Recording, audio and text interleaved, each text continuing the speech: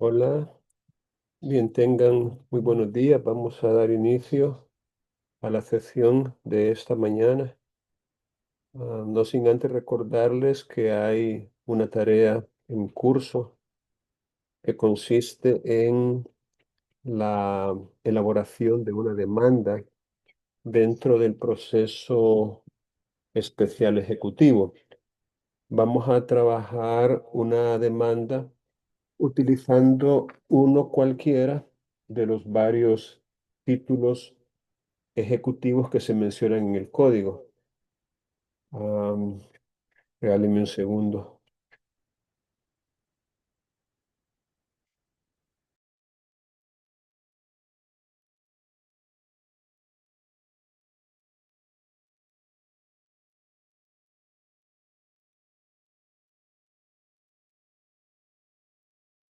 Les decía que tenemos una tarea en curso que la vamos a llevar por partes, comenzando, por supuesto, con una demanda escrita dentro del proceso especial ejecutivo.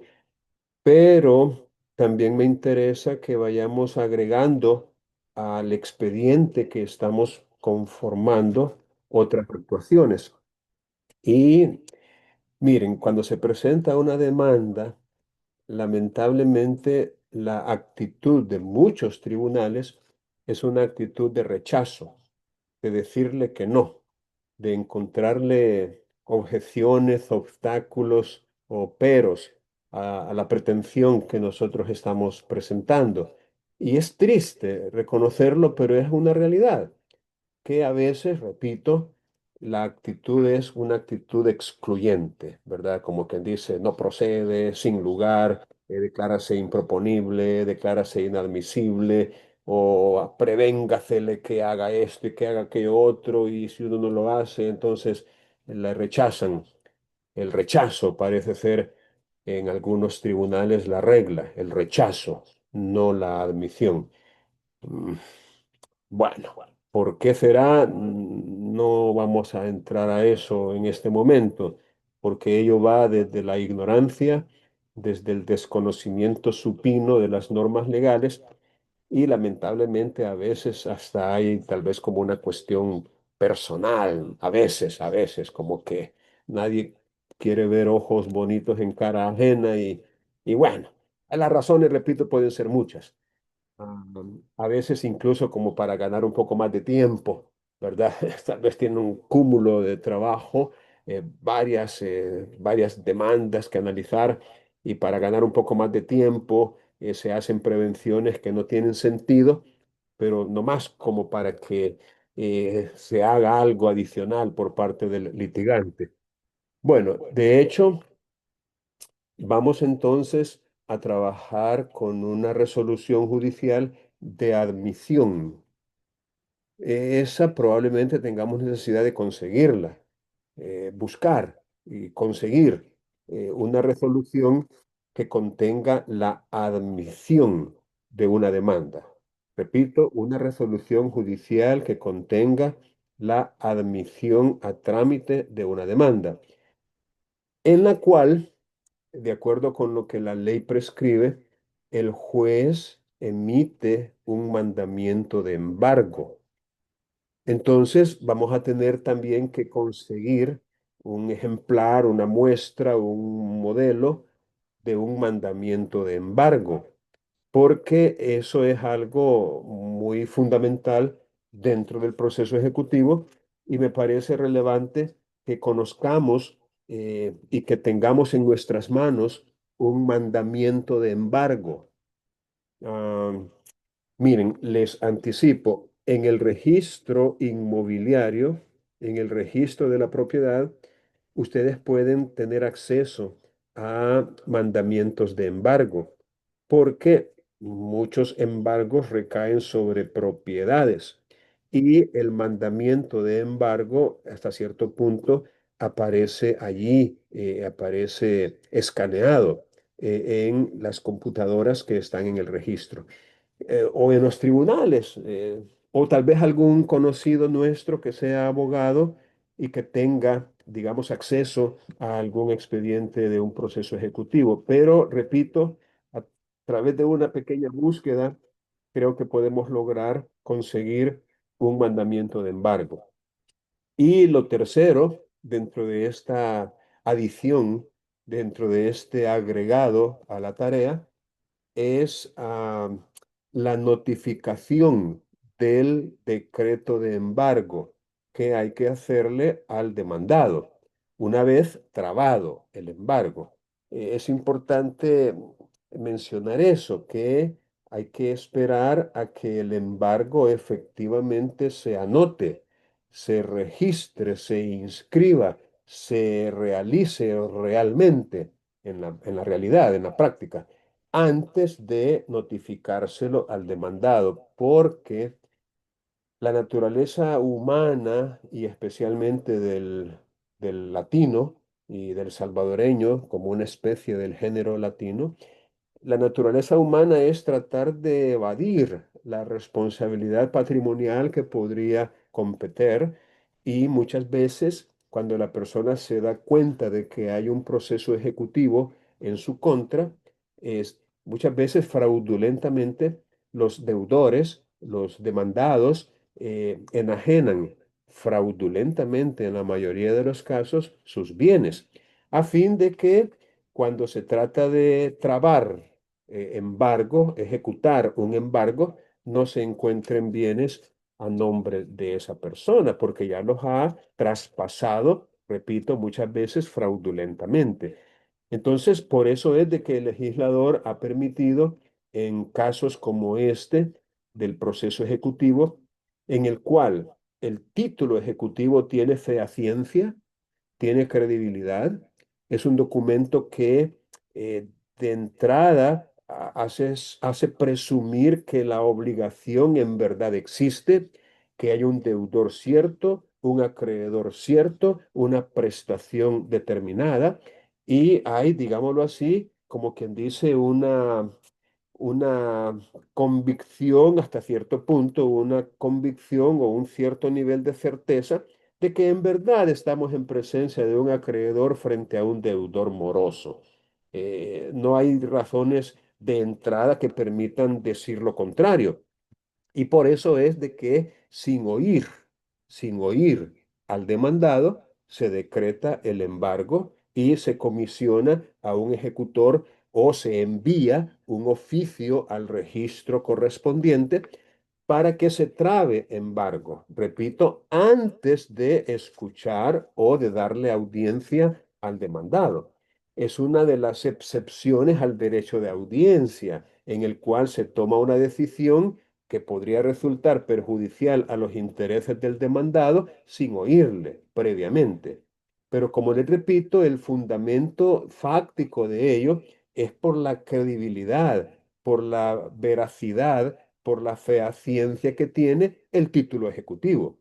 Entonces, eso es lo que justifica que se trabe embargo de manera anticipada al conocimiento del proceso por parte del demandado. Se le traba embargo y hasta que está trabado el embargo se le notifica.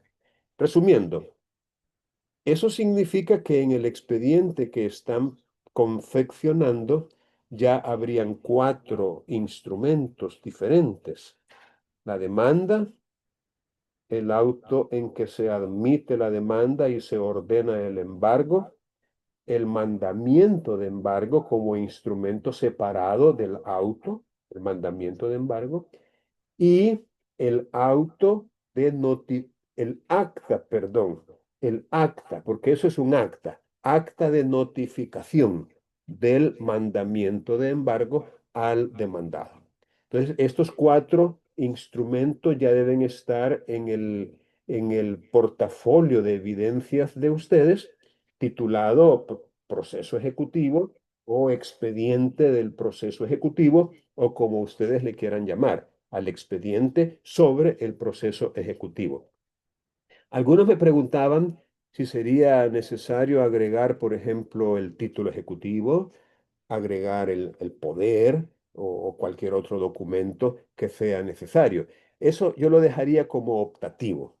Es decir, agregar el título ejecutivo que está sirviendo como documento base de la acción, el poder con que se acredita, la calidad con que actúa el abogado. Si ustedes desean, pueden agregarlo. Aquí se aplica aquel aforismo de que mejor que sobre y no que falte, o que lo que abunda no daña. Entonces, eso lo dejo optativo, pero indispensables, sí, serían esos cuatro: la demanda, el auto en que se admite y se ordena el embargo, el mandamiento de embargo mismo y el acta en el cual se notifica al demandado el decreto de embargo. Dicho eso, ¿tienen alguna pregunta en relación con la tarea? Por cierto, esta segunda parte quedaría para de este domingo al otro. Estaríamos hablando de, ayer fue 8, 15, del 22, para el 22 de febrero, completar estos cuatro instrumentos dentro del expediente del proceso ejecutivo. Domingo Para 22. para este fin de semana solo sería la muy demándale. Es correcto, la Y muy lo demanda. otro anexado para el siguiente fin. Es correcto, Ah, así como usted lo acaba de resumir. Perfecto. Bien, vamos a pasar nuestros ojos, perdón, vamos a pasar nuestros ojos por el Código Procesal Civil y Mercantil y vamos a leer algunas de las disposiciones legales que se relacionan con esto que estamos haciendo. Am, Voy a compartir en este momento la pantalla. Vamos a hacerlo siempre con el muñequito ahí. Y aquí tenemos entonces, ok, vaya, ya el 457 ya creo que lo hemos leído y hemos hecho algunos comentarios. El 458 también. Y el 459 creo que lo leímos también. Pero vamos a leer el 459. Voy a pedir, vamos a ver si lo podemos hacer un poquito más grande para facilitar un poco la lectura. Si es que se me queda aquí. Sí, ahí está. Bien, voy a pedir a uno de ustedes que lo lea en voz alta. Voy a pedirle a Glenda. Glenda, ayúdeme por favor a leer.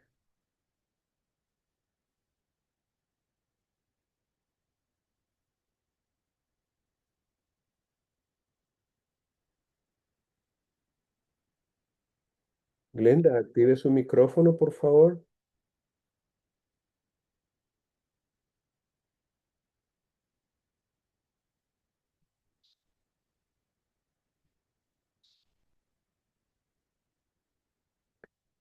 Ay, hombre. Yo les he dicho una y mil veces que si se van a- Lick, ajá, dígame. la compañera tiene problemas con el micrófono, pero ya se conectó a otro dispositivo. Ah, vaya, vaya. Bueno, tratemos de hacer, si fuera posible, algún tipo de prueba antes de que nuestro nombre sea mencionado para Eh, asegurarnos de que todo está bien. ya solventé, Lick. Vaya, vaya, ayúdeme a leer, por favor, Glenda. Sí, dice, demanda artículo 459. En la demanda del proceso ejecutivo se solicitará el decreto de embargo por la cantidad debida y no pagada, debiéndose acompañar en todo caso el título en que se funde la demanda y los documentos que permitan determinar con precisión la cantidad que se reclama. Se podrá señalar bienes del deudor en cantidad suficiente para hacer frente al principal e intereses de lo que se deba y a las costes de la ejecución. Muy bien, Glenda, muchas gracias. Vaya, según esto, fíjense bien, en la demanda hay que solicitar el decreto de embargo.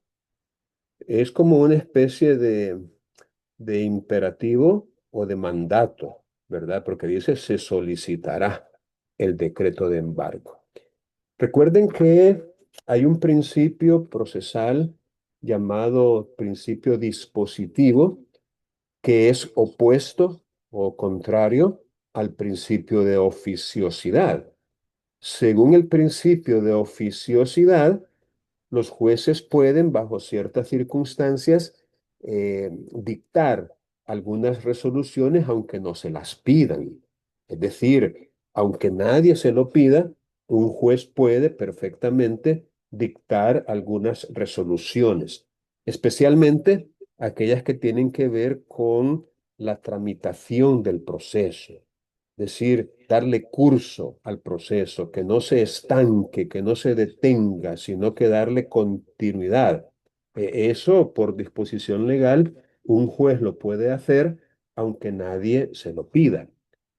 Pero hay ciertas decisiones que, en mi opinión, en base al principio dispositivo según el cual el interés es la medida de la acción, repito, según el principio dispositivo según el cual todo lo que uno necesite que se haga por parte del tribunal, hay que pedirlo expresamente. Eso es lo que dice el principio dispositivo. Es decir, yo voy a solicitar lo que sea necesario en procura de la satisfacción de mis intereses. Yo tengo que pedir y saber pedir. Bueno, el decreto de embargo, según este artículo, tiene que ser solicitado en la demanda. Y aquí surge, por supuesto, una pregunta bastante interesante. ¿Qué pasaría si por olvido, por descuido, por negligencia o por desconocimiento, en la demanda no se solicita el decreto de embargo? ¿Qué pasaría? Obviamente tenemos varios escenarios, ¿verdad? En el caso de que no se solicite el decreto de embargo. Un primer escenario sería de que el juez prevenga al demandante mediante una resolución o un auto en el cual diga, en vista de que en la demanda no se ha solicitado el decreto de embargo, se le previene al demandado que lo solicite o que se pronuncie al respecto. Esa podría ser una alternativa. La otra es que el juez lo haga de oficio, aunque no se le hubiera pedido. Es decir, que el juez ordene o decrete el embargo, aunque no se le haya pedido. Bueno, y la otra podría ser que el juez tampoco se dé cuenta de lo que sucedió o que dándose cuenta, pues no haga nada al respecto y se pronuncie por rechazar la demanda, argumentando que no se pidió lo que según el artículo 459 se tenía que pedir, rechazarla in limine o admitirla. Repito, son varios los escenarios que se podrían dar en presencia de esta omisión. Y realmente no tengo tal vez una respuesta que pueda ser satisfactoria para todos los interesados. Es decir, no tengo yo una respuesta que pueda decir esta es la respuesta acertada o esto es lo propio, lo correcto. Pensaría que también depende en gran medida del criterio del tribunal, lo cual, por supuesto, atenta contra la seguridad jurídica porque, en principio, el código es el mismo, es uno solo, y si vamos a aplicar el código y las normas que de él emanan, pues tendría que ser igual en todos lados. Y todos tendríamos que pensar de la misma manera al respecto, pero bueno, estamos quizás un poco lejos de ese nivel. Es el nivel en el cual todos pensemos igual o lo mismo. Pero mi punto es el siguiente. En presencia de una norma tan clara como lo es el 459, si el demandante no solicita el decreto de embargo en la demanda, para mí, en mi opinión, tendría que sufrir las consecuencias de su omisión. Es decir, el juez, en mi humilde opinión, no está autorizado para prevenir, ni mucho menos para decretar el embargo si no se lo han pedido. Esa es mi opinión al respecto. Entonces, ah, según eso, pues el juez tendría que rechazar la demanda si no se le pide el decreto de embargo en ella. Porque el artículo 459, no sé qué piensan ustedes, es lo suficientemente claro. En la demanda se solicitará el decreto de embargo. Esa es mi opinión, tomada pues del texto legal, del texto literal de la ley. Bueno, distinto es el caso de los bienes. Mire, dice, se podrán señalar bienes del deudor. Miren cómo cambia la gramática, cómo cambia las palabras empleadas. Aquí no dice se deberán, ni dice se señalarán con carácter imperativo. Aquí no. Aquí dice se podrán señalar. Entonces eso ya le da un carácter facultativo. Yo como demandante puedo o no señalar bienes. Eso dependiendo si los conozco o no los conozco, o dependiendo mi estrategia que yo quiera seguir al respecto, pues. Pero aquí es potestativo, cuando dice se podrán señalar bienes del deudor en cantidad suficiente para responder por el capital, el principal, como lo dice el código, y los intereses que se deban, y también las costas, los gastos que produzca la ejecución. Bueno, veamos el siguiente artículo que dice admisión de la demanda, y es el artículo 460. Vamos también a auxiliarnos de uno de ustedes para que nos ayude con la lectura. A ver, Catherine Yolanda, ayúdeme usted, por favor. Buenos días, está Buenos bien. días. Artículo 460. Reconocida la legitimidad del demandante y la fuerza ejecutiva del título, el juez dará trámite a la demanda sin citación de la parte contraria, decretará el embargo e inmediatamente expedirá el mandamiento que corresponda, en el que determinará la persona o personas contra las que se procede y establecerá la cantidad que debe embargarse para el pago de la deuda, intereses y gastos demandados.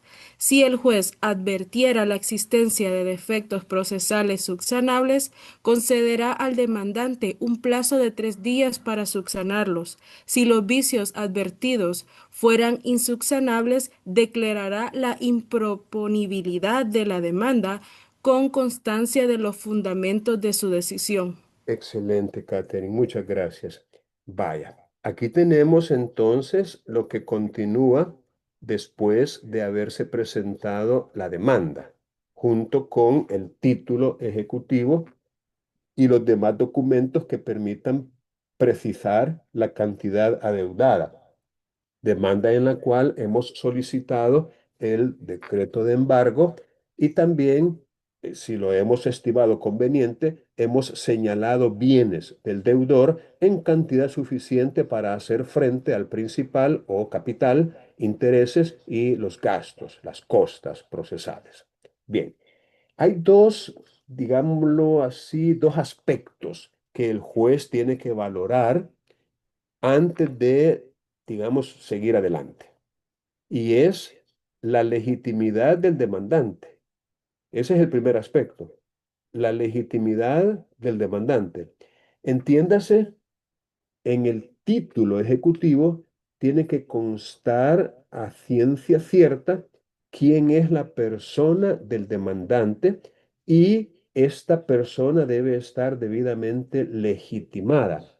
Esa legitimación incluye, por qué no decirlo, la, digamos, la calidad de abogado que tenga el que le va a representar, a menos que ella misma fuera abogado y estuviera tutelando por sus propios intereses, porque si un acreedor es abogado, no necesita contratar a otro para que le represente y perfectamente él puede actuando por sí, actuando en nombre propio, presentar la demanda y continuar con el proceso. Eso no hay ningún inconveniente en tanto él o ella sea abogado o abogada.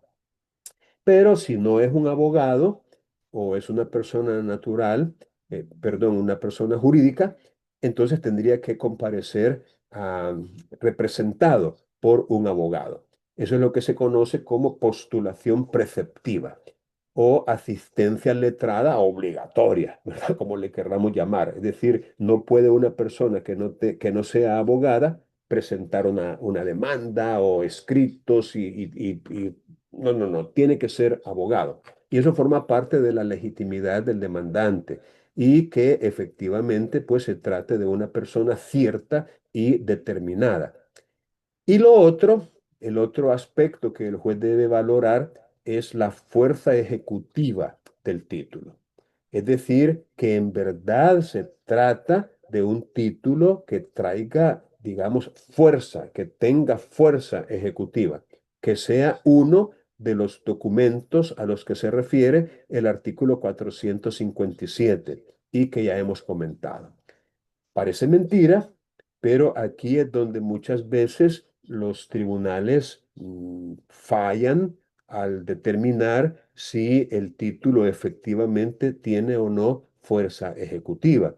Un ejemplo de ello es la resolución que compartí con ustedes hoy temprano y que les pedí que leyeran durante los minutos antes de que iniciáramos la sesión virtual, ¿verdad? Como parte de la sesión misma, ¿no? Leer esa resolución.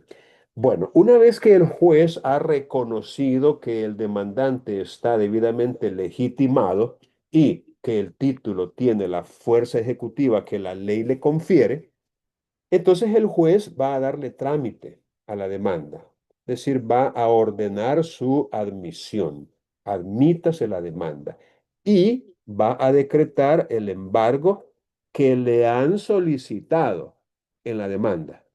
Y yo no creo que este artículo 460 lo debamos interpretar desvinculándolo del artículo anterior, que es el que exige que en la demanda se solicite el decreto de embargo.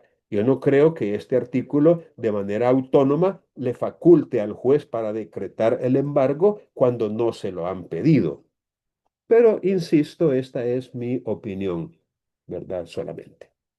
Bueno, una vez que le han solicitado en la demanda el decreto de embargo, entonces el juez lo decreta y expide el mandamiento de embargo, en el que va a determinar la persona o personas contra las cuales se procede y en ese mandamiento se va a establecer la cantidad que se debe embargar para cubrir la deuda, el principal, el capital, los intereses que ha devengado y los gastos o costas que se están demandando.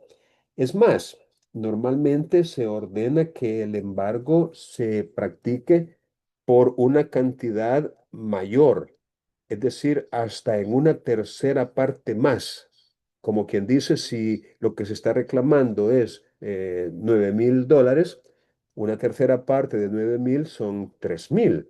Entonces el embargo normalmente se ordena por 9,000 más una tercera parte 12,000 por $12,000, porque se le agrega una tercera parte precisamente para cubrir esos intereses y esas costas que se están demandando.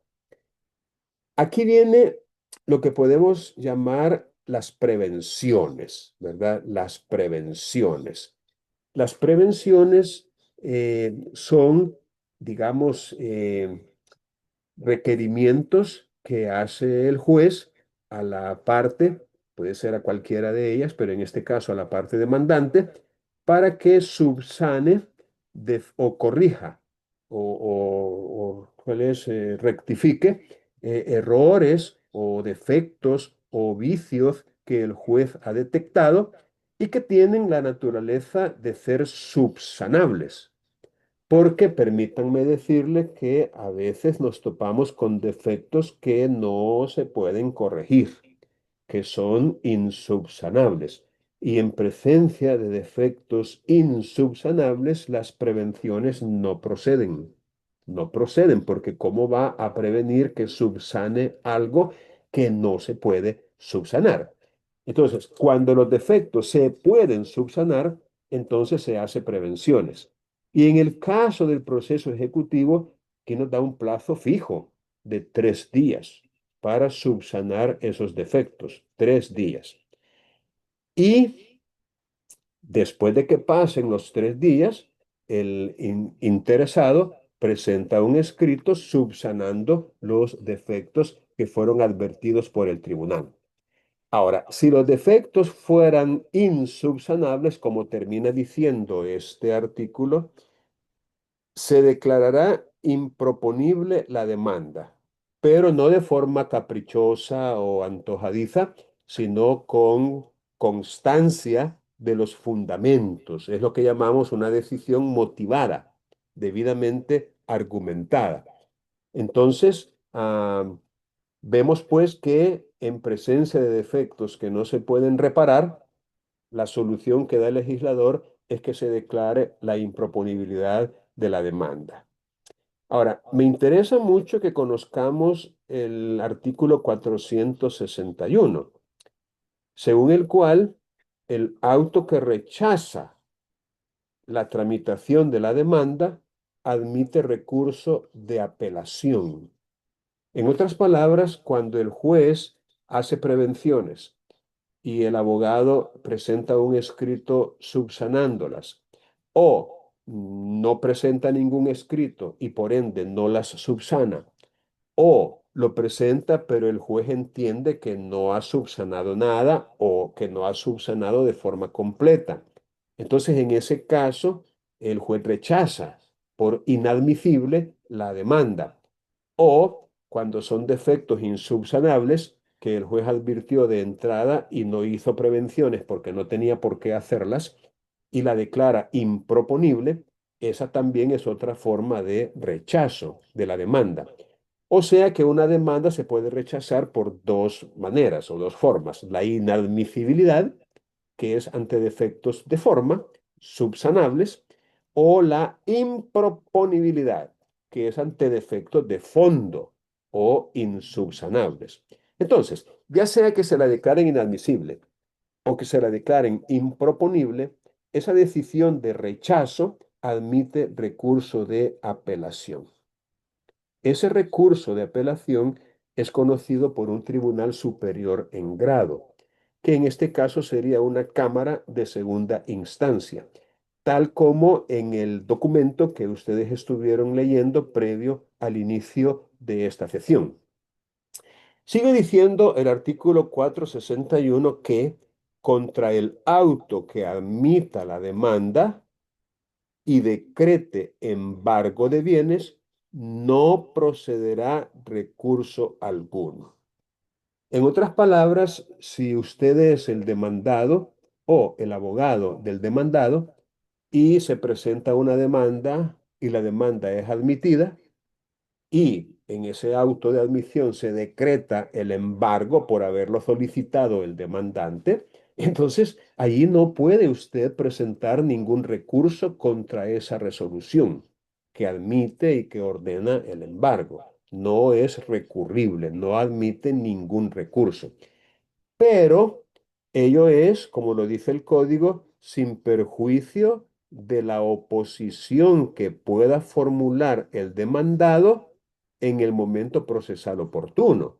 Como que dice, no es que el demandado quede totalmente desprotegido o desarmado o desprovisto de opciones. No, se le va a dar la oportunidad de presentar oposición, pero no sería todavía, sino hasta después de que se le notifique el decreto de embargo, que equivale en el proceso ejecutivo al emplazamiento. Bueno, dicho eso, vamos a pasar al análisis de la resolución, tal como les dije que les pedía que leyeran esta resolución para poderla analizar. Pero antes me gustaría saber si alguno o alguna de ustedes tiene alguna pregunta relacionada con lo que yo les he estado explicando ahorita o con la resolución que ya leyeron, algo que no les quedó claro, alguna pregunta, alguna duda. Con mucho gusto se las puedo contestar ahorita.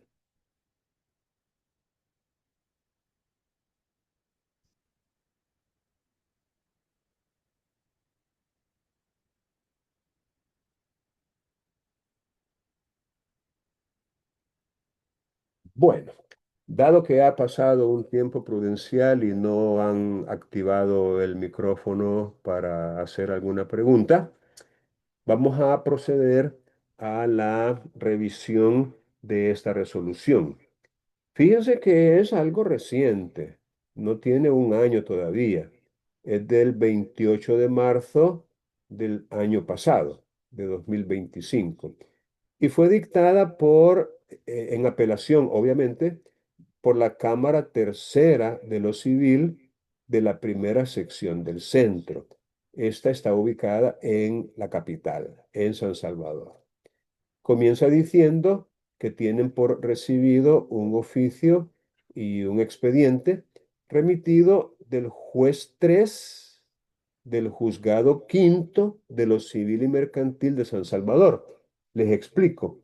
Estos juzgados no tienen un juez único, sino que se llama juzgado quinto, cuarto, tercero, segundo, primero, pero hay varios jueces con ese mismo título, en ese mismo juzgado. Hay varios jueces. Entonces, ellos se distinguen entre sí por un número, el juez uno, el juez 2, en este caso, el juez 3.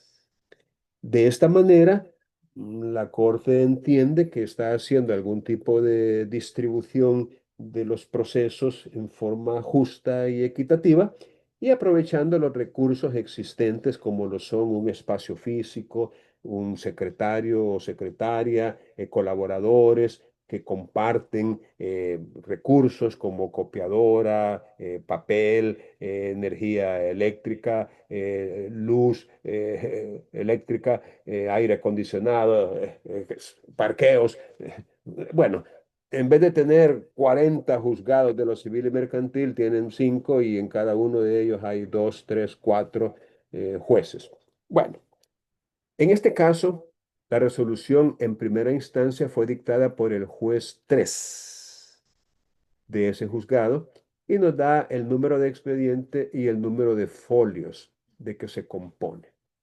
También se recibió el escrito de apelación donde la parte agraviada presentó su recurso. El auto contra el cual se interpuso la apelación se pronunció el 6 de marzo y en este caso se declaró improponible la pretensión contenida en la demanda. Es decir, no hubo prevención porque el señor juez entendió que el defecto era insubsanable. No hubo ninguna prevención para que lo subsanara porque no era subsanable según el criterio del tribunal. Es un proceso promovido por unas señoras contra otra por medio de una abogada. La parte, digamos, la parte medular de la resolución impugnada fue declárase improponible la pretensión planteada y según lo que leemos aquí, el título ejecutivo era el testimonio de un testamento abierto, o sea, la escritura pública consistente en un testamento abierto que se presentó junto a la demanda. Y el juez dijo que esa petición de un instrumento, o sea, por carecer, dice, por carecer, es decir, por no tener fuerza ejecutiva ese instrumento.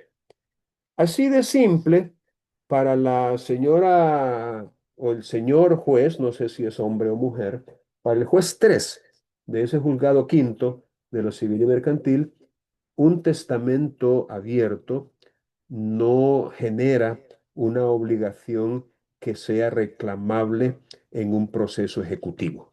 Así de sencillo. Según el criterio de ese juez, el testamento abierto, si bien es cierto, es un instrumento público, al ser una escritura pública, no tiene, según su criterio aquí expuesto, fuerza ejecutiva. Bueno, luego viene la Cámara y hace un examen de admisibilidad del recurso de apelación.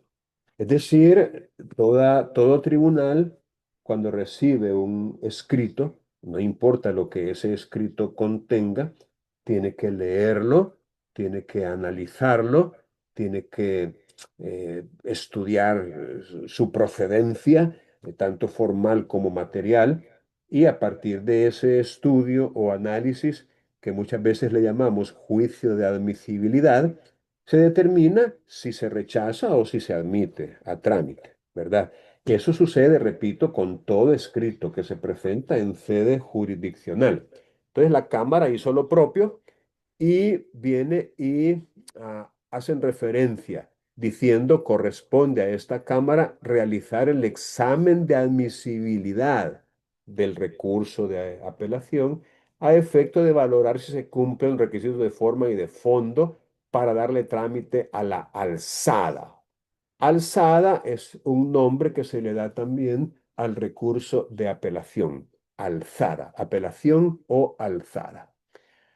En ese sentido, ellos analizan que el recurso fue interpuesto por escrito, tal como lo exige la ley. No se puede presentar una apelación en forma verbal, ni por medio de un video o de un audio que mandemos a un correo electrónico. Tiene que ser por escrito. Y hay un plazo para hacerlo, que es un plazo bastante corto, en mi opinión, solamente son 5 días hábiles para hacerlo. Y tiene que presentarse ante el funcionario que dictó la resolución de la cual se está recurriendo. Es decir, si lo dictó el juez 3 del juzgado quinto de lo civil y mercantil, el escrito de interposición del recurso de apelación tiene que presentarse ante ese juez, no ante ningún otro, ni tampoco ante la Cámara que va a resolver el recurso, no, tiene que ser ante el juez. Y ellos constatan eso, también constatan que la parte recurrente se encuentra legitimada en el proceso, es decir, es parte legalmente constituida.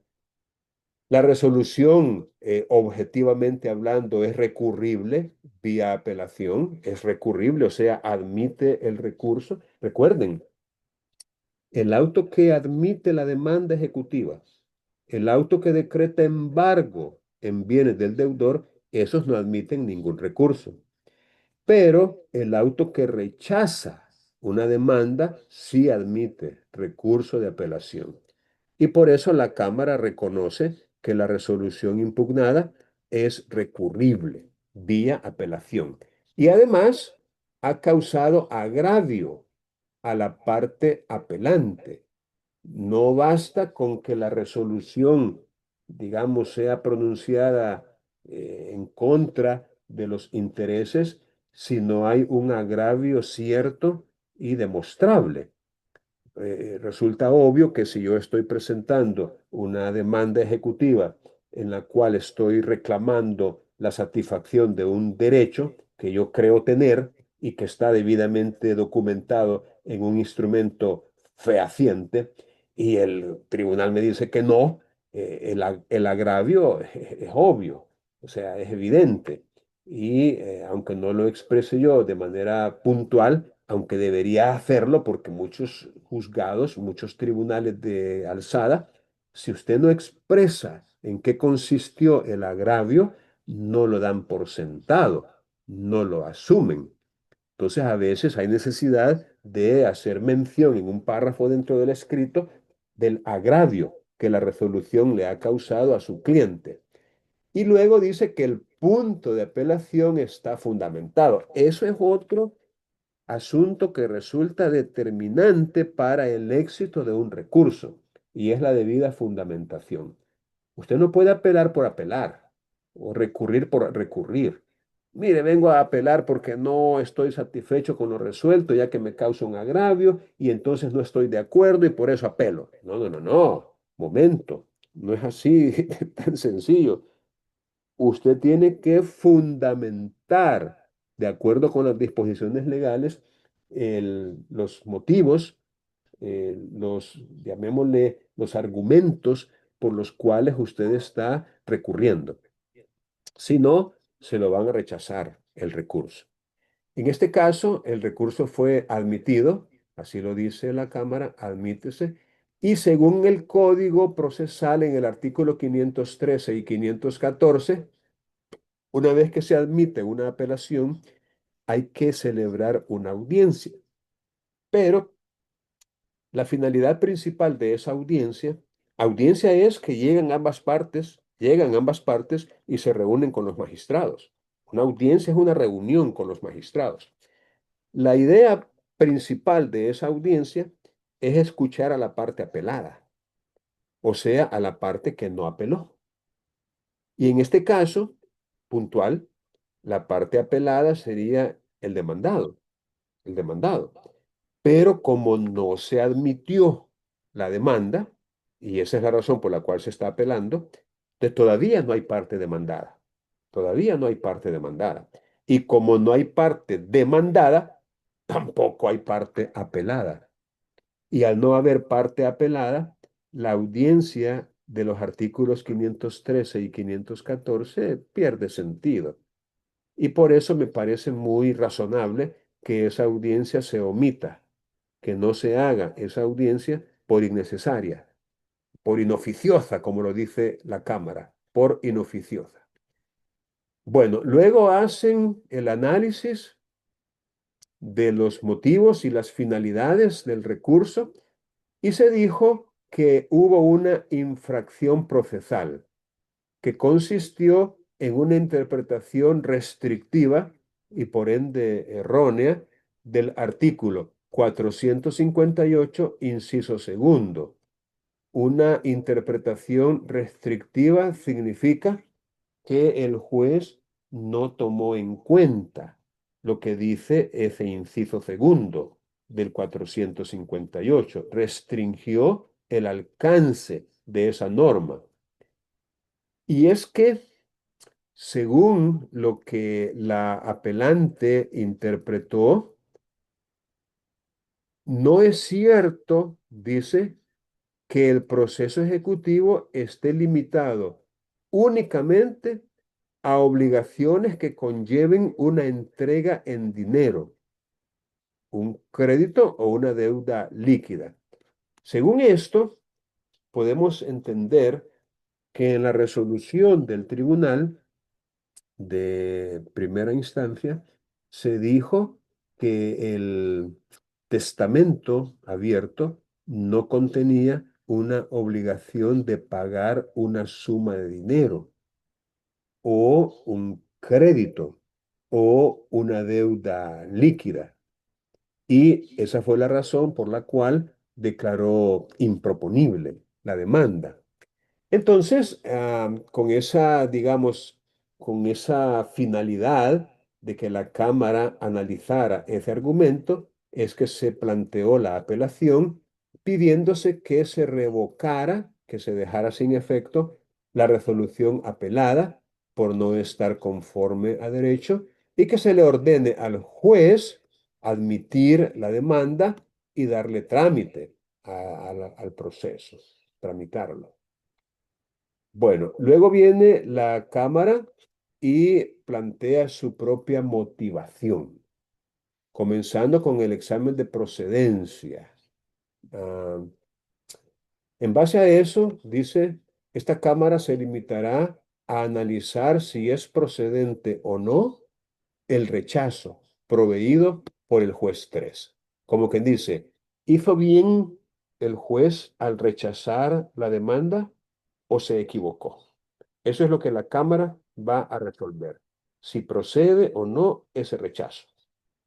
Y luego dice en el 6.1 que las acreedoras, mediante su apoderada, alegan como agravio que el juez acuo, recuerden que esa es la forma en que se denomina al juez inferior, al que pronunció la resolución que se está impugnando, juez acuo, declaró improponible su demanda por falta de presupuestos materiales o esenciales, debido, según ese tribunal, a que no adjuntó a la demanda el título ejecutivo que traiga aparejada fuerza ejecutiva, siendo este un elemento material esencial de la pretensión.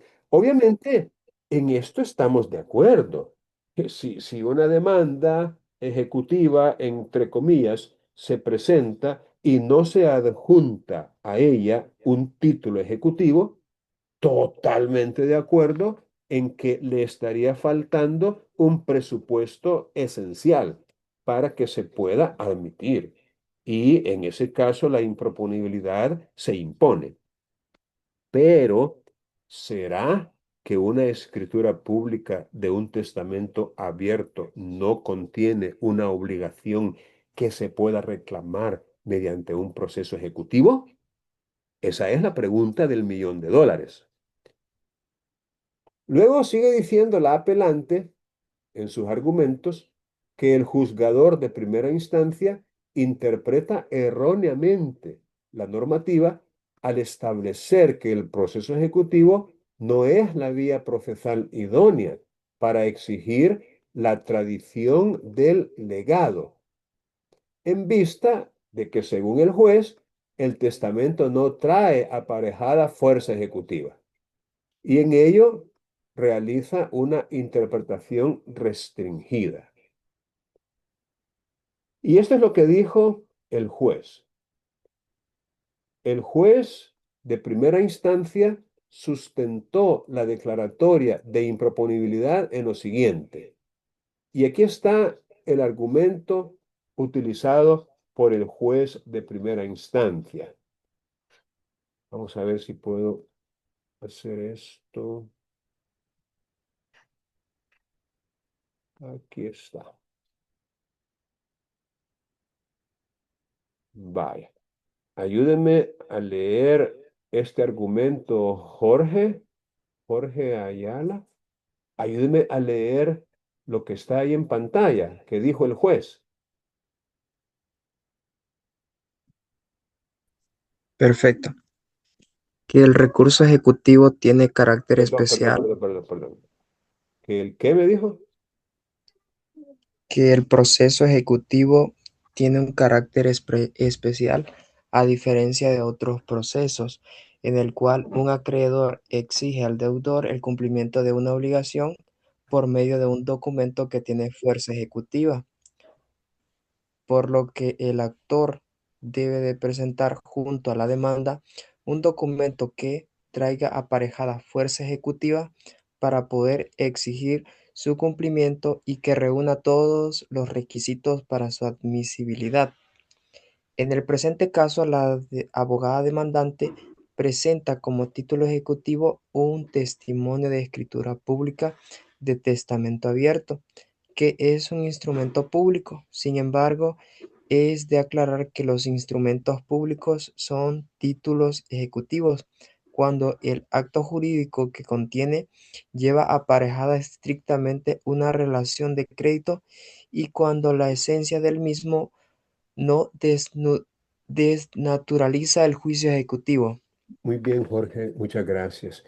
Estos entonces son los argumentos del juez de primera instancia, en base a los cuales declaró improponible la demanda, rechazándola in limine litis, sin necesidad de prevención. De entrada, la rechazó. Según él, el testamento abierto, la escritura de testamento abierto, ah, no es un título ejecutivo, según él, por no llevar aparejada una relación de crédito.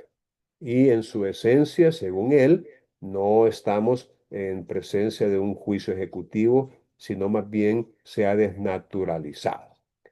Bien, viene la Cámara y entonces dice, bueno, entonces vamos a analizar si el proceso ejecutivo es la vía procesal idónea para exigir la obligación de tradición del legado. Va, mire, ustedes no preguntaron nada, pero no sé si entienden bien lo que significa un legado y en qué consiste, pero se lo voy a explicar. Miren, cuando una persona hace un testamento, esa persona puede instituir en él herederos y legatarios. Los herederos son aquellos a quienes se les asigna la totalidad de la herencia o una cuota de ella. Como decir la mitad, la tercera parte, una quinta parte, una octava parte. Esa es una cuota, como quien dice, una parte alícuota. Puede ser un tercio, un cuarto, un quinto. Esos son cuotas. En el testamento es válido que el testador diga, le dejo a mi esposa la mitad de mi herencia, a mi hijo Pedro una cuarta parte y a mis sobrinos Luis y Diego una octava parte a cada uno. Es decir, señalar cuotas. O podría decir, es mi voluntad que mis herederos universales sean fulano, fulano, fulano, mengano. Puede ser una sola persona o varias, pero en todo caso son herederos y el título que están recibiendo es la totalidad de la herencia. Por supuesto, si son varios, para efectos prácticos van a tener que dividírsela entre todos ellos, porque cada uno tiene derecho a la totalidad, pero no se puede llevar la totalidad cada uno, porque hay otros que tienen igualito derecho y por eso habría que dividirlo. De tal suerte que si hay tres, o sea, o hay cuatro herederos universales y todos ellos aceptan y ninguno es impugnado en ese rol o en ese título como heredero, entonces, pues ni modo, no se le puede dar el 100% a cada uno, va a tener que dividírselo en partes iguales. Pero eso no quita que hayan sido instituidos y que sean, al final de cuentas, herederos. El legado, a diferencia de la herencia, el legado recae sobre una cosa singular, que puede ser especie o cuerpo cierto, o puede ser una cosa genérica. No hay ningún problema.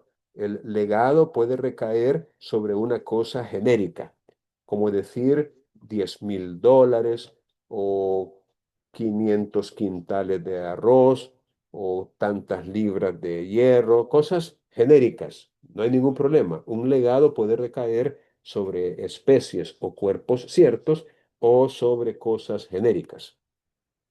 Ahora bien, ¿qué pasa cuando se instituye algún legado en un testamento?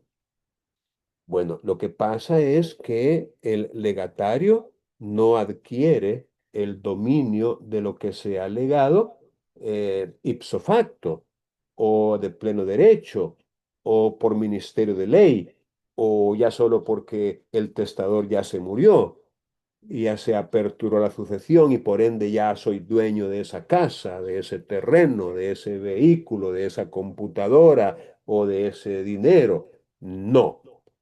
El legatario lo que adquiere en realidad es un derecho personal, es un crédito, es la facultad de reclamar a los herederos o al heredero a quien se le haya impuesto ese legado, porque también es posible que el testador haya dicho, es mi voluntad dejarle a mi amigo Felipe una casa y quien va a cumplir con ese legado es mi heredera María. Le está dejando la obligación de pagar el legado a un heredero en particular.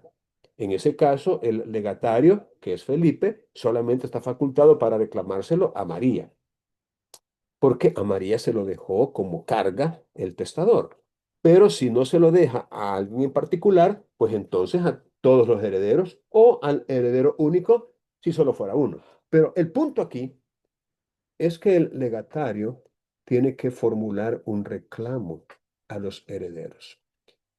Y esto fue exactamente lo que pasó en este caso. Hubo un testamento, se instituyó un legado a favor de esas mujeres, no sé cuántas son, y una heredera.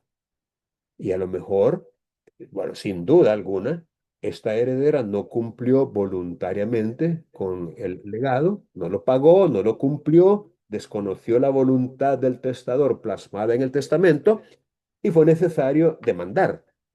Pero la pregunta del millón, ¿qué clase de proceso hay que iniciar? ¿Un proceso declarativo común?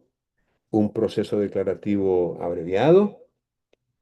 unas diligencias de jurisdicción voluntaria, un proceso ejecutivo.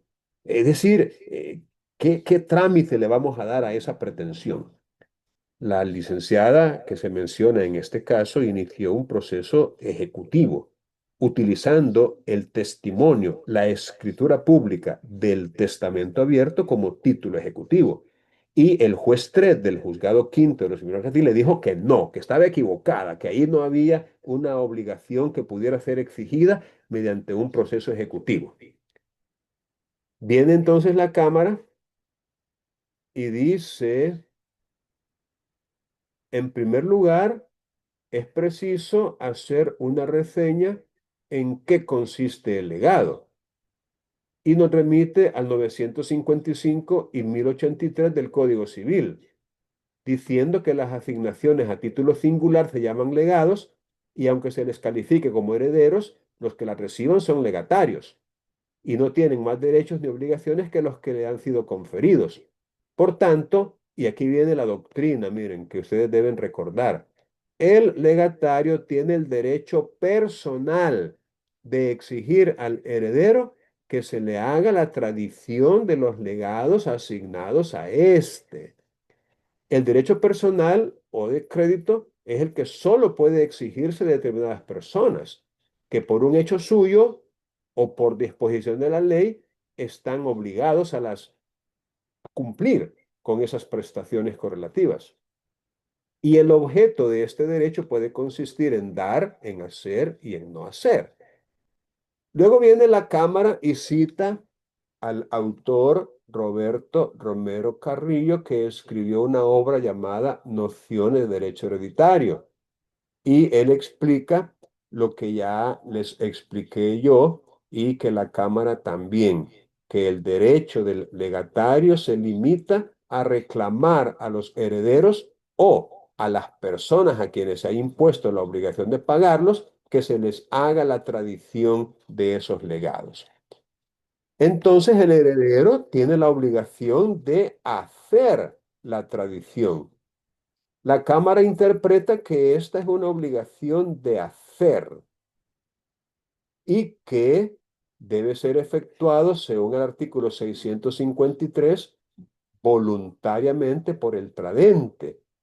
Pero si el tradente, que es el heredero, se niega a hacer la tradición, el legatario puede exigir su cumplimiento vía judicial. Y el artículo 458, inciso segundo, que es el que fue interpretado erróneamente, dice que cuando los títulos ejecutivos se refieran a deudas genéricas u obligaciones de hacer, podrá iniciarse el correspondiente proceso ejecutivo. Así que esta Cámara, los dos magistrados que la integran, considera que el testamento abierto como instrumento público que es, constituye un título ejecutivo de los regulados en el Código Procesal Civil y Mercantil, cuando de su contenido se extrae una obligación de hacer y por ende puede presentarse como documento base de la pretensión ejecutiva. Y por ello decidieron revocar el auto de improponibilidad de la demanda y ordenarle al juez que admita la demanda y que le dé el trámite correspondiente siempre y cuando se cumpla con los demás requisitos. Como quien dice, revisa el cumplimiento de otros requisitos, pero por este no tenés que obstaculizar o detener o truncar el derecho que tienen las legatarias para reclamar vía proceso especial ejecutivo el cumplimiento. Bueno, ¿qué aprendemos entonces de esta resolución? Bueno, hay varias enseñanzas. La principal es que un testamento abierto, el testimonio, la escritura pública que de él se expida, sí es un título ejecutivo cuando en él aparece la obligación de pagar un legado, que es el caso que se resolvió en esta resolución. Y lo otro que aprendemos es de que a veces hay necesidad de presentar un recurso O sea, no podemos conformarnos con una resolución de un tribunal inferior y aceptarlo así, como quien dice, sin luchar, decir amén. Ya solo porque viene de un juez, vea que puya, es juez. No, no, no. Los jueces, como humanos que son, muchas veces se equivocan y como les dije al principio, a veces tienen una actitud de rechazo, como que no les gusta mucho admitir las demandas o las pretensiones y resulta más cómodo para ellos rechazarlo. Y lo otro es que necesitamos conocer los requisitos de forma y de fondo de los recursos, porque mucha razón y toda la razón podríamos tener, pero si no sabemos plantear un recurso, no lo van a admitir en la Cámara. Y ahí sí que nos va a, como quien dice, a ser motivo de mucha tristeza el que se haya cometido tal vez una injusticia en la resolución de primera instancia, pero por nuestra propia ineptitud o incompetencia en la redacción de un recurso, pues no logramos que se revocara, ¿verdad? Mientras que esta licenciada sí lo logró porque supo plantear su recurso. Muy bien. ¿Alguna preguntita que tengan por ahí en relación con lo que acabamos de explicar?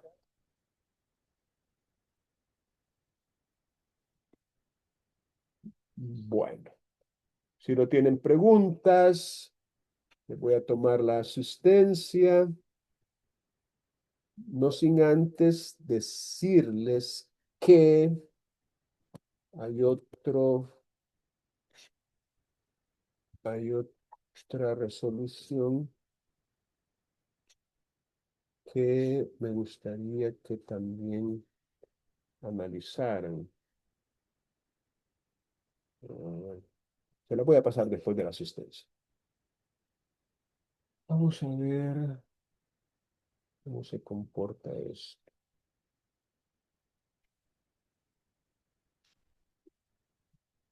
Vaya, ahí van a ver sus nombres, espero, sus apellidos. Me dicen los apellidos según los vayan viendo, por favor. Alvarenga Balcácer, Permítanme un segundo que se me olvidó dejar de grabar